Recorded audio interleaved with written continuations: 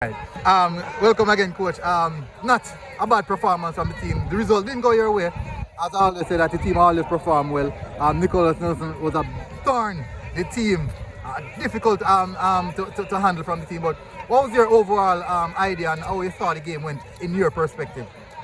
Well, in my perspective, I think top of the table teams will always get preferences over us, because the refereeing today was very poor. There was no consistency throughout the entire game. He gave away a soft penalty, and we should have gotten a penalty also when the ball hit the defender's hand. Yeah. Normally, the idea for teams at the top of the table, they always get the rub of the green for some reason. I don't know why, but this is a part of the game. Where do you think you can correct things going into the next game and look to have a better game going forward in the next upcoming games?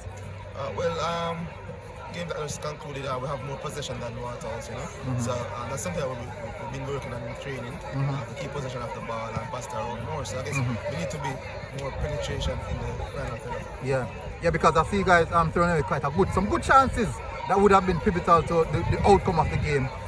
So it's moving on to the next game on game by game basis, and you think the team played well enough to get the 3 points, they didn't get it.